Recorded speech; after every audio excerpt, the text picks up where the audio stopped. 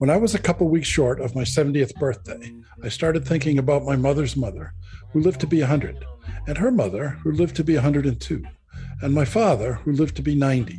I began to think that maybe our generation could be the first to routinely live to be 100. When I talked about this at family dinner one night, my granddaughter, who was 5, said, "What are you going to do for the next 30 years, Grandpa?" Hello, I'm Dr. Janet Price. And I'm Greg Kalust. And we are Oldish. And this is our podcast, Oldish. If you're oldish or know someone who is, please join us every week for conversations amongst ourselves And our special guests about what it means to be oldish in the 21st century. If you ever wonder whether you're getting old, you're oldish. What are you going to do for the next 30 minutes? Hi, I'm Greg, and I'm oldish. Hi, I'm Janet, and I'm oldish too. Welcome to this episode of our podcast, Oldish, Conversations on Aging in the 21st Century. This is an exciting episode. We've got our dear friend and in-house published poet and writer, Leslie Ross Degnan. We're so happy to have you back, and we're excited about talking together about a book titled When the Cranes Fly South by Lisa Ridson. And I'm just going to hand it over to you, Leslie. Great. Thanks, Janet. And nice to be back. I agree. This was an interesting book and an interesting writer, too. So I'm going to talk a little bit about the writer, Lisa Ridson. She was a #1 bestseller in Sweden. She's a Swedish writer. And this book, When the Cranes Fly South, won the Swedish Book of the Year for 24 or 25. It was translated into English in 2025. So that's what it says in my book, but it could have been written in 24. But it also received an award for Fiction of the Year. And this is the first time that an author won in both categories in Sweden. It's been translated into 44 languages around the world. Oh, isn't that incredible? That is. So Lisa Ridson, she's young. She was born in 1988, which makes her only about 38 years old. And she was raised in a small village in northern Sweden. It was the village that was in the novel. I think it's the same village that she grew up in, which is probably why it's so well depicted in the novel. You really feel like you've been in this village and you know it. At least, especially the house where the whole story takes place. And this house is her grandfather's house, which she's still living in, which I found out in a couple of videos that I watched of hers, with her husband and her 4-year-old or 5-year-old, depending on when I saw that video. But the idea for this novel came from actual notes that her grandfather's care team left the family as they cared for him at the end of his life. Ridson uses these same kind of notes. You probably noticed this when we read the novel. She has these notes, these caretaker notes at the beginning of each chapter and sometimes in between chapters. So these are the caretaker notes for our main character, Bo, who the story is about. So caregivers come and go, and the notes in the novel really give us an objective perspective on how Bo is actually doing from the caretaker point of view. And there are several caretakers, and they're pretty consistent. That's kind of separate from what Bo might think, how Bo thinks he's doing, or even how his son Hans might describe Bo's condition. So it's really good to have that. I feel like, okay, there's somebody checking in on what's really happening here. And I see the caretaker notes as that. And another interview I watched with Ridson, she spoke about working herself as a home care person for other people besides her grandfather, but she took care of her grandfather as well. She was very close to her grandfather. And I just love that because she has painted such a caring picture of this old man as he dies. And I thought, God, she has had to have some connection. So I was delighted to find out about this. So she herself worked, like I said, through the Swedish care system. And she described how visiting the elderly in their homes, how intimate it is, how much it brings her into their daily lives, and that she could see family dynamics up close. And she says that it was real easy for her to fall into deep conversations with these people and share their worries about dying, their regrets and anxieties about their past, the unfinished business of their lives. all of these thoughts that are so close at hand at the end of a person's life. And so many of these reflected in the novel. So I thought, wow, this is a very personal and intimate story for her. I appreciated that. Did either of you do any digging into her or find out anything interesting that you want to share about her as a writer? I did look at a couple of videos about her, and I think something that jumps out at me both through the videos and the book and our conversation leading up to this recording is the Swedish system as it relates to caring for family at all parts of the family continuum, from pregnancy, birth, childhood, and then here we are at old age. And it would be great for our country to take a look at how Sweden responds to and supports and cares for their elderly. I know. And the benefits of a social democratic society, we're really seeing that in this novel in terms of how that people care for their own elderly. And I think how people care for their elderly really reflects on the tenor of a nation, I have to say. Yes. Yeah. Yes. And I thought about that when I was reading it. It's also interesting to think about that big picture of where this took place in Sweden, and how, I don't want to know if unique is the right word. There's probably other countries that look like that, but unique for us to look at that system. And then what we'll be going into, I'm sure, as we continue talking today, some of the universal themes of aging. Bo's son and his ambivalence about the best way to manage caring or supporting his father. There's just kind of some universal themes. And then also Bo's struggles with losing his independence, losing his ability to be independent. Yeah, let me just do a quick summary and then we can talk about some of those, because really this book was written for all those aging themes. It's a very quiet and reflective novel, I felt. It's even a bit sad. I mean, I was sobbing at the end, I have to admit. And, I sort of liked that emotional roller coaster in a book. It kind of brings you in and out of this character's life, and it reflects your own life in some way, always. But instead of being plot-driven, it really does rely on the themes of aging. Like you said, Janet, loss of independence, loneliness, isolation, regrets about relationships or past things you did in your life. On the back of the book, Fredrik Backman, and people might know him, he's also a Swedish writer. He writes this amazing thing that I have to agree with. He wrote that book, A Man Called Ove. They made a movie, and it was really a good book, and it was a really good movie, too. He calls this book a tender tale about aging. And I just thought that was really perfect. At the beginning of the novel, we meet Bo, who's the main character. Is an elderly man at the end of his life. We meet his son, Hans. Ingrid is the main caretaker. And his beloved dog and constant companion, Vixten, who is a Swedish elk hound. And look that dog up. I could imagine. I imagined him to be this big, gigantic dog, He's not a really big, gigantic dog, but he's on the largest. But Bo lives alone in his home, the same home where he raised his family, and the Swedish system allows him to do that. He can die at home. His wife's in a memory care home, and he doesn't see her very often, especially since he doesn't drive anymore, and also because she doesn't remember who he is. Her memory loss is pretty advanced. And it's clear that he loves her, but it's just so painful for him to see her and not be able to connect with her anymore. So it's just more loss, more loss, more loss. And yeah. It's almost like a roadmap for adult children caring for their aging parents, because we get to get inside of Bo's head and hear what things are like from his perspective. Yeah, it's true. It is. It's one roadmap, but I think it's a middle roadmap. And Hans means well. He visits Bo when he can, and I think he does his best to help, but they have different ideas about what that looks like.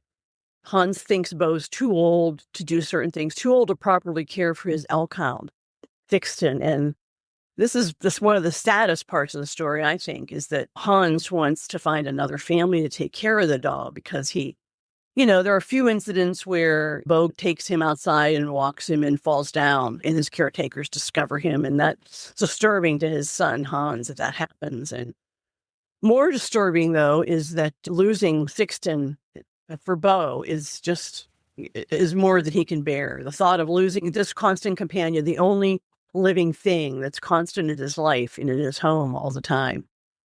It just sends him into this spiral, this downward spiral, to even think about it. Yeah. And then as the book progresses, that spiral begins to hasten in a way. And also his decline hastens as he gets more and more worried about losing Sexton and all the emotions of anger and sadness and regret. And then he starts to think about his past, and it's very reflective in that way. It made me think about my dad at the end of his life. He talked about the past a lot. He was trying to work things out. And this is what Bo does. He's just thinking about mostly his family and his father. And he was the son of this very stern father. And as the father of his own son, Bo thinks a lot about the way he's failed to express love to his father and also to his son. So it's like 3 generations, the grandfather, the father, and the son. This is another interesting thing I found out about Ridzen. She did a lot of academic research on masculinity in rural communities in Sweden. Yeah, it's very specific to relationships between men. And she focuses on Bo's relationship with his father. We heard a lot about that. And then also Bo's relationship with his son, Hans, and his best friend, Tura. He has different relationships with all of those men in this novel. It's pretty rich the way she sets it up. And Bo and Tura's friendship is affected by the social norms of the time. They do manly things together because that's how they were both trained. Like they hunt, they fish, they do those kinds of things. But Tura has a very gentle nature, and that gives Bo a break in his life from the kind of man his father was and from the kind of man who forced Bo to become this like tough guy, don't cry, don't be emotional, be strong. But with his friend, Tura, Bo is really relaxed. He's more open and in the different ways of being a man. Even though they fish and they hunt, he brings his son along, and his son loves Tura. He's just a gentle person. But Bo's much more relaxed, much more open. And everybody thinks that this guy's odd. Tura's kind of odd. He never married, which was the expectation of the norm. But the novel never mentions that may possibly be gay. But Bo suspects it, but he doesn't care because he values this relationship and this friendship so much. They stay connected right to the end of their lives, even when they're too old and frail to see each other. And they talk on the phone regularly, same time every week. It's so interesting. And in the end, of course, Bo's devastated. When he loses. I don't want to, it's a little bit of a spoiler, but this is a book about aging and dying. But I mean, there's a lot more richness in it than that. It really is a rich book. I was very, very impressed with the author's ability to get inside the head of this old man, because a lot of it is told from the point of view of inside Bo's head. So he's remembering and he's saying things, and he's fretting about his father, and he's worried about his relationship with his son. And so he's kind of in the middle of all of that, and she's right there in his head. And easily 2/3 of the novel takes place in Bo's head. And from the point of view of an old man, I understood a lot of how he was thinking about things, which means that she must have too. So it was really remarkable for a young woman to get into his head like that. So she must have been a heck of a caregiver when she was taking care of her grandfather. And it was clear that her grandfather played a huge role in her life, must have, for her to be able to imagine so thoroughly the inside of this old man's head. I imagine it's because her grandfather shared the inside of his head with her, or she intuited what was going on. But it was really also, there was another thing that I found remarkable, was that it really was a piece of music. In addition to being a novel written with words, it was a piece of music, and there were themes in it. There was the father-son theme that was through it. There was a friendship themes. There was a taking care of my dog themes. There was a love story with him and his wife theme, and he did a lot of reminiscing about when he and his wife were young. And so there were these themes, and you could almost hear the violins playing, and there were timpanis at various times, and And it really, to me, was like, this is a symphony as much as it is almost like there was a Swedish composer who did tone poems. And his name will come back to me, but it really was musical in the way that she played it. You could almost see the conductor turning to, okay, now play the inside of his head. Okay, now play the dog running away. Okay, now play the son is showing up and he's worried about his dad. Okay, now play the caregiver. Okay, now go over and play the son showing up again. And it really was that music in that kind of a way. And it was really remarkable and enriching to read it. So I kind of wish I could tell her how I felt about that, because I'm sure, well, I'm not sure. I don't know whether she did that on purpose or not, but it certainly you're right. played that way. Oh my gosh, I love that. I love that connection to music. And I just want to say that it was an incredibly well orchestrated novel. You're right. And it did come from her heart, and it came from her love of her grandfather and her own experience. And when I think about the main caretaker, Ingrid, I think that must have been her, Mm-hmm. Ah. Yeah. Well, I also felt that sense of this book was unique for me in being inside of Beau's head, that we can speculate, we can look at people from the outside and try to guess what's going on with them or what they're feeling. That was something that came up for me a little bit ago when we were talking about whether the fact that his wife was in a memory care unit and that he loved her so much but could hardly bring himself to go see her because she didn't recognize him. And so when I was saying earlier about getting to know what's inside of his head, many people from the outside might think, well, that's kind of cold. You were married for all this time. You don't even want to go see her. And then there were those moments in the book where the son would be saying, we're going to go see her now, or I'm going to pick you up in a couple of days. We're going to go visit mom. And then we got to hear all that was going on inside of his head around going to see mom, where the son only saw his reticence about it. And I thought it was an incredible gift.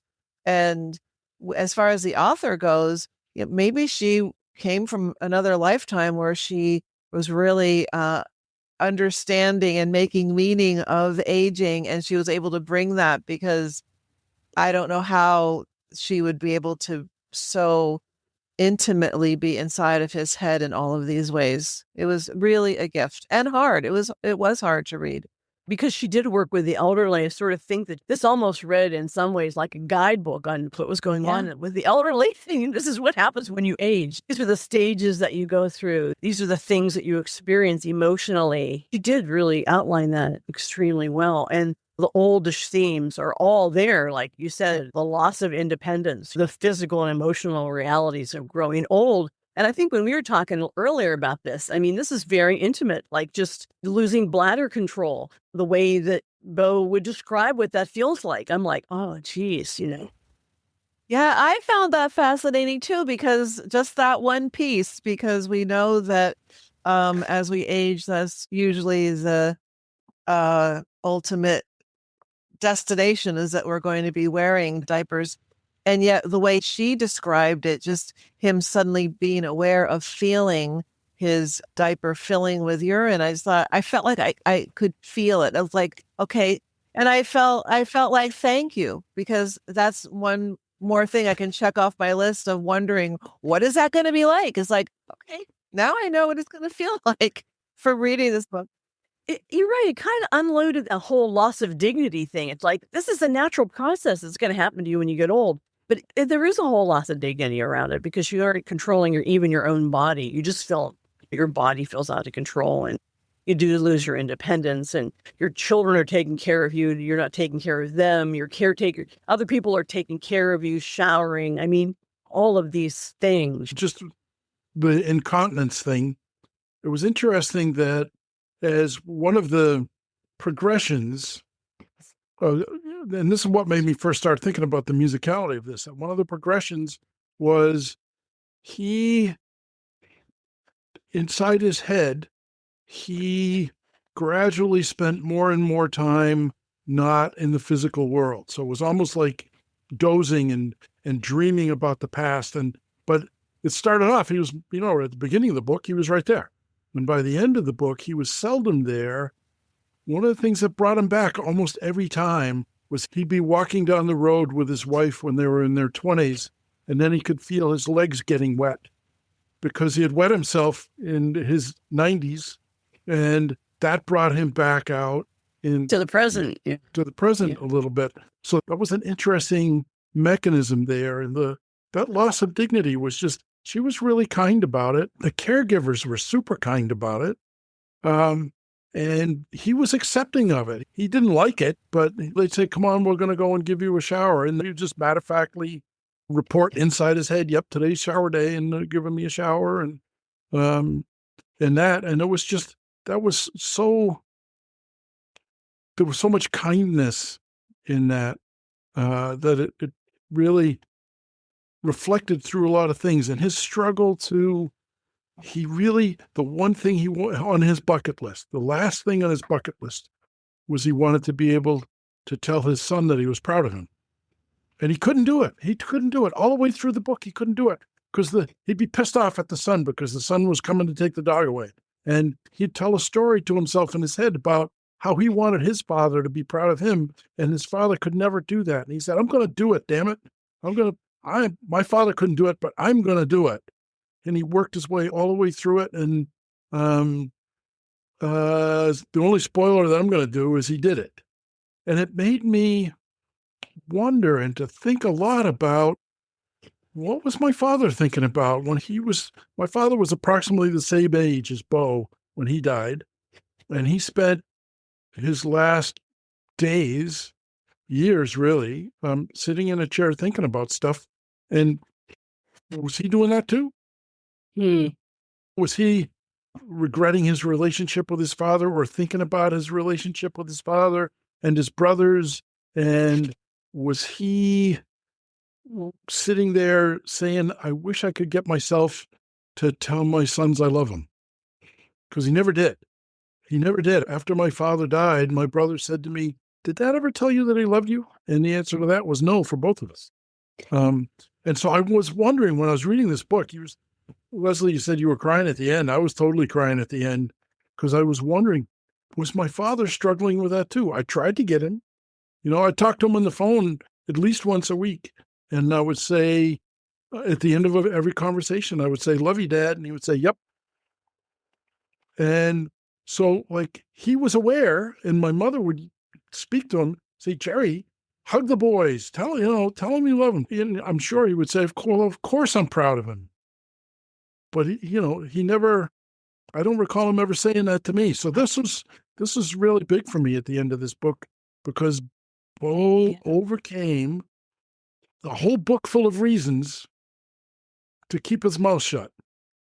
That was the whole story of the book, was Bo's reasons to keep his mouth shut and his struggle to not keep his mouth shut at the end.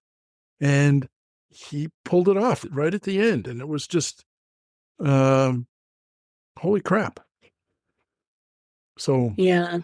No, she did that really well. The writer really captured that. And that's what a lot of her research was about, that inability for men to go there. And that generation, certainly. Thank God it's changing. Men are telling their sons now that they love them. But that was very powerful. And I think in general, as we age, life is shaped by the things we remember and by the past rather than the present.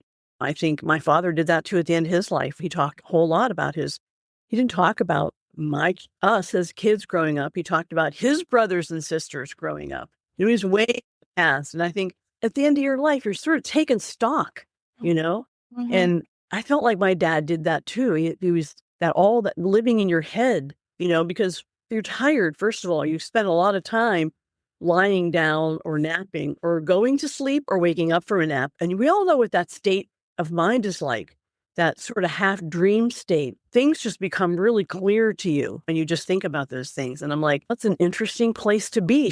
The writer put us in that place of recalling memories, having regrets, thinking about repairing things. But then whether you really do it or not, it's another thing, as you just mentioned. So maybe one of the takeaways is for the next generation, for our generation, as we're looking at our elderly parents, is whether we can create opportunities for our parents to talk about things rather than us continuing in the same patterns, because we think we see our parents in the same patterns, but maybe they're not. Maybe they're working this through. And then also, what do we want to say or do differently with our parents while they're still around? And that this is a time to do that. I wanted to ask a question about what I was thinking about. What was the role of the dog in this book? I mean, it seemed like, and on a conscious, concrete level, the dog was the focus. He didn't want the dog taken away. The dog meant so much to him. And then his son, that was his focus. He needed to take the dog away. He was 100% sure that the dog should not stay there. And so there was this push-pull throughout the book of how devastating it was going to be for the father to lose his dog and how sure the son was that he needed to take the dog. Well, yeah, that's a really interesting question. And I think it's a big one. My thoughts about it are that for Bo, the dog was his ability to express unconditional love. And he couldn't, as Greg mentioned, as a father, he reflected a lot of his own father's sternness and inability and emotional restraint. Like that was supposed to be a manly thing. You have emotional restraint, right? And Bo didn't want to be like that, but he couldn't help it that he was like that with his own son, because that's what he learned. That's what was modeled by his own father. So he was able to express unconditional love to his dog and through his friendship with Tura too. There was intimacy in that friendship that she talked about, but she talked about it in a restrained way, which I thought was really interesting too. So you have all of those levels of a masculine expression of emotion. And so I think that was a continuum in a way through the book, from the dog and his love for the dog, Bo's love for his son, which was less restrained than his father's, but still restrained. Then you get the other side of that coin, which is the son's love for his father. And because their roles are reversed and the son is thinking, well, I need to take care of my father now. I need to keep him safe, quotes around safe, right? I need to keep him safe. And so that was one of Bo's ways to express love as a man. This is where all this masculine research comes in, which I think that she did brilliantly. But you're right, it's so complicated. It's so complicated. I'm thinking right now about what did the dog represent for Hans? Was it he knew he needed to be doing something as the adult son who was now basically in charge of his father, who was declining?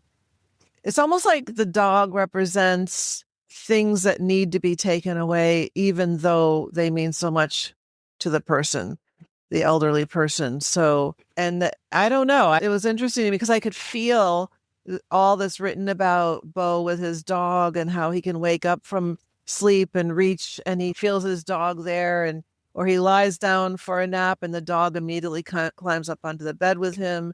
There's so much intimacy there. And yet you can see from the Hans perspective, is the dog being well cared for? Should the dog be getting more exercise? Is the dog being fed on an appropriate schedule? It was hard for me because I mostly was leaning towards Bo and just feeling like, let him have his dog. The dog's okay. He's not sick. He's, as far as I could tell from what they wrote about him, he was healthy. He did get out with Bo, but then from Hans and the caretaker's perspective, some of them, this was a danger also, that when Bo took Sexton out for a walk, then there was this immediate danger that Bo was going to fall down or Sexton was going to get away. So it was very complicating to me as the reader. And maybe that's part of what it represented, was these things are complicated. They're not simple, It gives us a good opportunity to notice that Hans is also one of the major characters in the book. So let's spend some time getting into his life a little bit. His life is really hard at this point. His wife has left him. His mother is in memory care. His father's this old bastard that we always had struggles, not always, but often had struggles with. He has no control over any of the emotional situations in his life at all. So he kind of fastens on, this is the way it looked to me anyway, was that he kind of fastened on to something that he could attempt to control, which was the fate of the dog. The fate of the dog gave him an opportunity to be altruistic about it. He was doing it for the dog's sake. That's the story that he told himself, was this isn't a good situation for the dog. I need to take care of the dog. The way to take care of the dog is to bring it to a new home where people will pay attention to it. And that gave him the opportunity to have some leverage in a lifelong battle with his own father. Well, and I also wonder if he was doing this, Hans felt like he was making this decision about the dog for his father also, that he knew his father was falling down at times when he was outside with Sexton. He knew that Sexton was running away and had to get brought back by various caretakers. For the son to think that way wasn't unreasonable, but the reason that he needed it, I think, was he had no control over anything, and he had to have some control over something. Somebody else that was in there that was dying was the father's friend, who had taught this kid how to fish, had taught him how to be in the woods, had taught him, it was a lot. And that relationship had changed when the son grew up, went to university, got a job, got married, moved to the city, all of that stuff.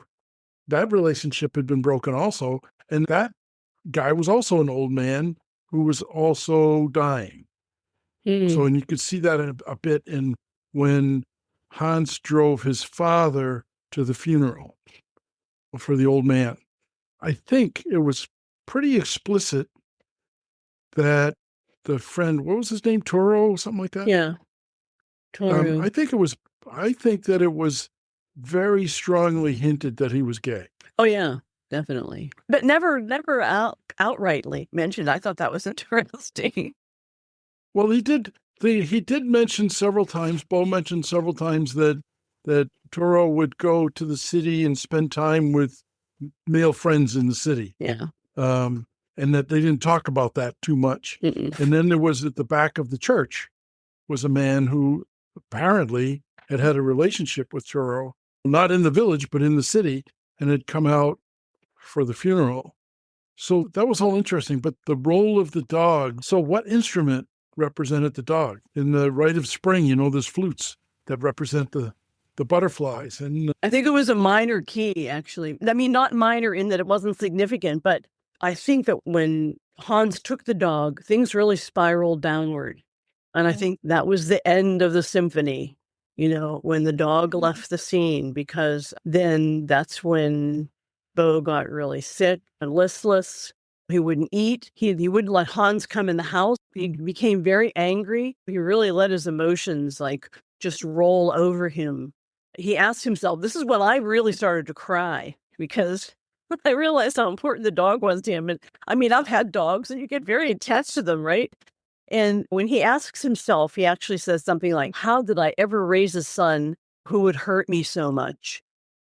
And it's like, well, that captures a lot, right? Just that statement. And a lot of what you just said about fathers and sons. Fathers, they don't express their love to their son, yet they expect their son to love them. And when the son's behavior isn't loving, Bo seemed kind of confused about this. And I'm like, look at the bigger picture here of how generations of fathers were unable to express love. Yet he expressed so much love to his dog. And his son takes away his dog. I mean, there's so much significance there in terms of love and care. Yes.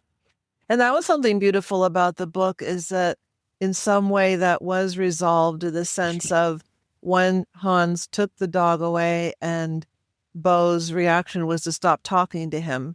And so for a long period of time, he would not acknowledge Hans's existence. And I thought, oh, this is going to be a hard way for this relationship to end. Though I was angry with Bo at Hans in that moment as I was reading. But I loved that at some point, Bo did start talking to him again, and that there was some sense of life does go on and my dog is gone, but you're still here and you're my son. And it almost felt like some resolution had happened for Bo in his mind. And even though it wasn't talked about a lot, I was just noticing a quote that I had from the book, which relates to something we're talking about as far as sleep. And Bo is saying or thinking, what I really want to do is sleep. I can almost always escape into sleep. It's the place where everything is still as it should be, where I still have a say. Yeah, losing control of her life. Yeah. Mhm. Yeah. Well, in the end, the dog also comes back in the end because in the end, Hans brought the dog back to his father's bed when he was dying.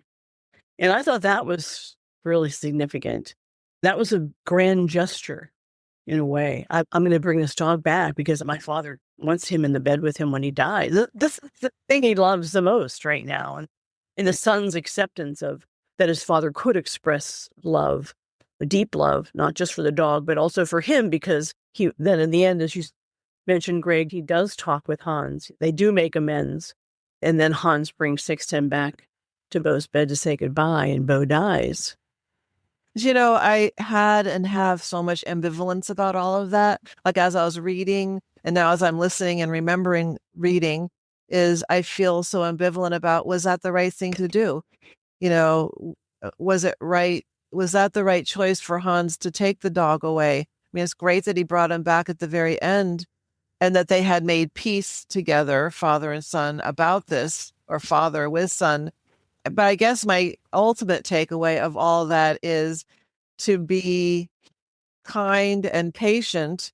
If you're the older person and your adult child is making a decision and it turns out in this way, to have some compassion for the adult child as far as they're trying and doing the best they can, if it feels that way. Because Hans it didn't come from a mean place. It didn't come from wanting his dad to be unhappy. It came from a place of him thinking this was the most responsible thing for him to do. So I guess it brings up the complexity of the generations, that to be able, whether you're of the generation that's caretaking or the generation that's elderly, to be able to take into account, this person isn't trying to be mean to me. This person is trying to do their best. And also for the adult child, my father or mother is doing their best, and it might be very irritating, but might not even know what's going on inside of my mother or father's mind in this moment. Yeah, we don't know. Well, one thing though is that it seemed to me anyway that Hans's wanting to take the dog away had an element of passive aggressiveness in it, where it was specifically for that. And he would say things like, it's not the caregiver's job to walk the dog. And it was in the caregiver's notes all the time. And the caregivers were scratching their head. Why is he taking the dog away? We don't mind taking the dog for a walk. We don't mind feeding the dog. He needs his dog. What's going on here? They didn't have any way to stop it. But Hans, the son, had included in his thinking about the dog's got to go away. And he had to justify it. It's not the caregiver's job, but they were fine with it. So they didn't get it either. So what do you think the passive aggressive was about? Was it really that he was really angry at his dad and he was taking it out in that way, or what? Yeah. I think his father had never told him he loved him or that he was proud of him. And he was getting ready to die. And the son was losing his mother, was losing his father, was losing his friend, had just lost his wife. It was just like, holy crap, this is all going away. And, it's my father's fault. So the passive aggressive, I'm pretty sure he didn't sit down with a notebook and say, what can I do? That'd be mean. But subconsciously, it was, I'm going to take away this thing that my father loves. And I'll do it in such a way that it appears rational and logical, but it's definitely, I'm going to take away this thing that my father loves. Maybe that's not passive aggressive. I'm not up on all these psychotherapy terms, but that's well. And I do think that it seemed like there was a part of it that was that Hans felt put upon, and in a way that I think so many people in that generation, that part of, now I've got to take care of my dad. He never even said he loved me, and he's not that friendly to me. But now it's my job to make sure he's okay, to make sure that the caregivers are doing what they need to be doing. And then here's this dog, how do we? So I felt like there was a part of that with him also, that happens, I think, to so many adult children who find themselves in that caretaking mode. Like, I don't even really want to be doing this, but I kind of want to do a good job with it. But why do I even have to be here? And why do I have to come up? And so, in a way, the dog was an external sort of opportunity to deal with the complexity of those roles. And I think that may be part of what it was. The writer kind of used the dog as a way to show people can have these deep loving feelings, and then they can affect the other person in a way that you don't expect, like the son. But I think you're right. I mean, there is a little passive aggressiveness there, but I don't think we'll really ever sort it out, because I think because it is complex, basically, and you can't tease it out. And the dog is a wonderful vehicle for love, but it sort of represents love and unconditional love, because you'd have to love the dog and feed it and take care of it. And you don't have a choice. You don't have the luxury of logicking it out with language like the father could do with a child. Well, you're misbehaving, and so I'm going to do this. Or like the son can do with a father. I'm taking your dog away because it's unsafe, because I'm making the decision out because the roles are reversed and I'm the father and you're the child. The more we talk about it, the more we're going to talk about it. Because it's so individualized and so complicated when you think of your own parents and my mother dying versus my father dying, and how you dealt with those deaths, how those were different, or any of those kind of family relationships that are complicated. Yeah, it's complicated. Well, another question I have is, what did each of you find? How did you find meaning in the title? When the Cranes Fly South. Why does she title the book that? I'm going to let you guys go, because I did some research on this, and I'll share it with you after you give me your opinion. What you think? Well, the impression that I got just from reading the story was that there's a certain kind of crane that lives around there, and it's the last thing to go south just before winter. And so when the cranes fly south, the year's over, and that's it. People go and watch the cranes fly over. And it's kind of like the Canada geese here in New England. The Canada geese fly north in the springtime. It's like, oh, it must be spring. I'm seeing the V is headed north. And in the fall, you see the V headed south. And so that means that winter's coming. And that's where the end of the story is, because at that time of year in Sweden, it's dark all the time. I think that's what the significance was. It's the end of the year, the end of the story. And somebody mentioned it toward the end there, that here was the event of the cranes flying south. That makes sense. Yeah, I wasn't sure what to make of it, other than the general sense of a season ending and marked by these birds flying south. Yeah, as a passage of time. Some of the research I did on it mentioned things like it's a natural cycle that mirrors Beau's own journey as he faces aging, memory, and transition. Just like the cranes leave one place behind, the story explores what it means to let go of life, youth, certainty, parts of your life that can't be held on to, let go of the old things that, as Beau kind of gradually did before he died, the old things in your life that you hung on to so tightly. At the end, that doesn't matter. And the inevitability of it. Yeah. And the, like you were both saying, the ritual or the routine or the tradition or the cycle, as you're saying. Yeah. But this is what it looks like.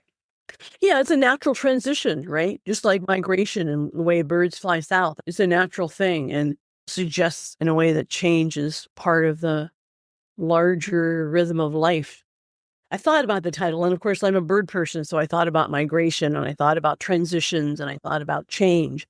So I looked up some ideas about what that might mean in regard to the characters and the plot, and it makes sense, doesn't it? And the story really took place, the actual action in the story, to the extent that there was action in the story, that took place a couple of weeks in the late fall, right around the time when the cranes are flying south. Right. Yeah. It's death, from fall to winter. Yeah. Yeah. This Right. Interesting conversation. Interesting book. yes. Yeah. Yeah. Yeah. And I thought I might just read through some of the themes that I noticed for oldishness and aging, just so that all of you listening can be really excited about picking up this book. So I wrote down feeling cold all the time.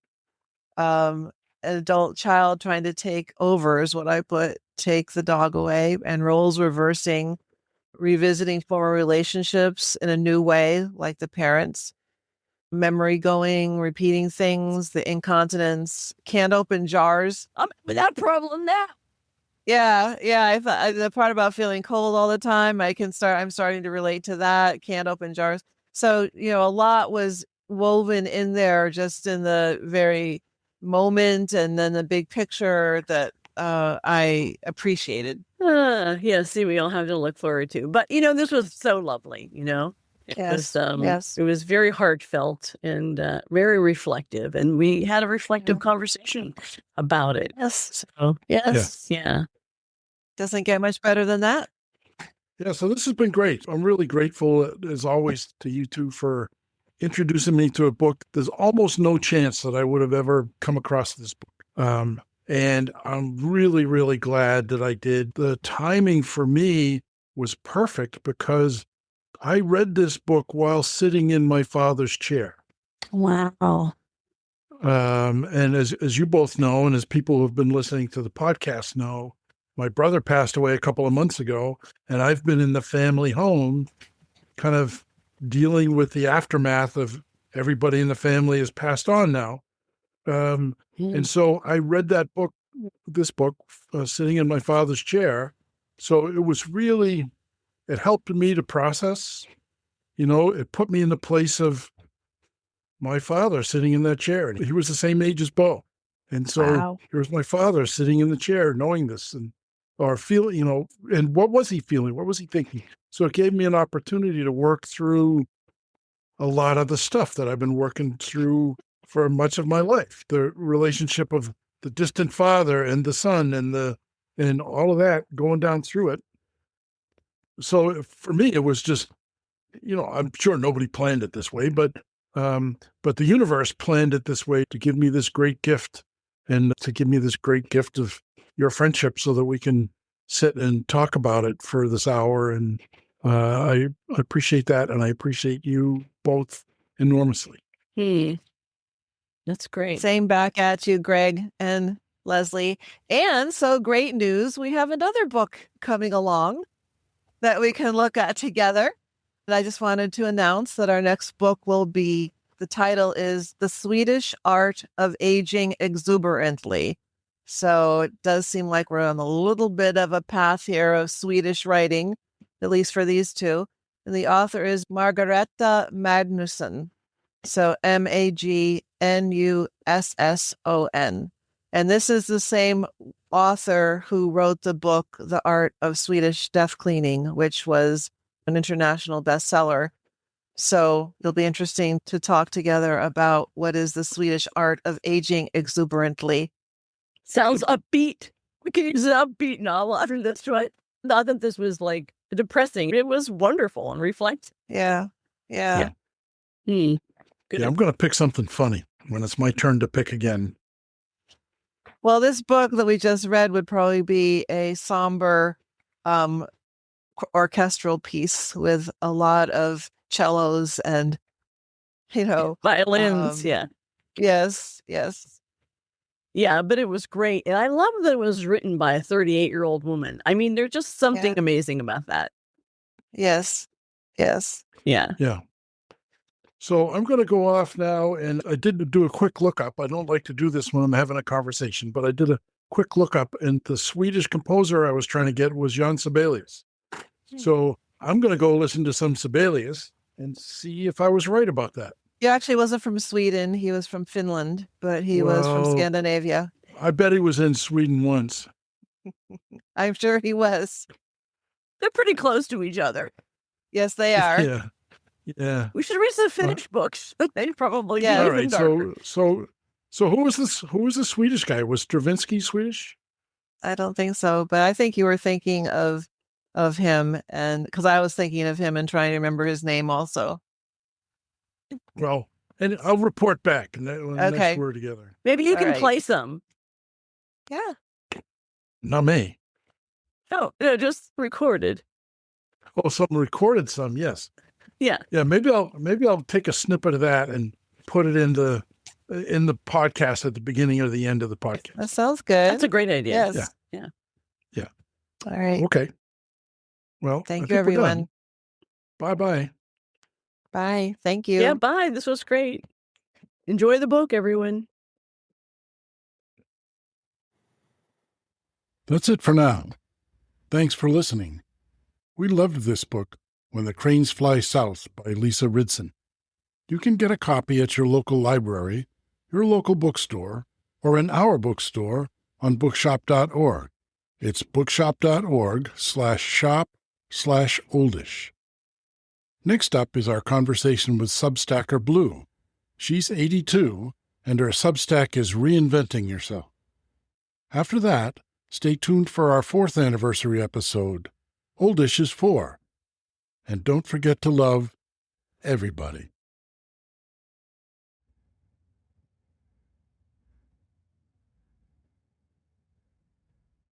You can leave comments or requests for topics or guests on this or other episodes at www.oldish.me. There's a link there, too, if you've wondered how you can help support our podcast. If you like what you heard today, please tell a friend and rate and review our podcast on Apple Podcasts or wherever you listen to podcasts.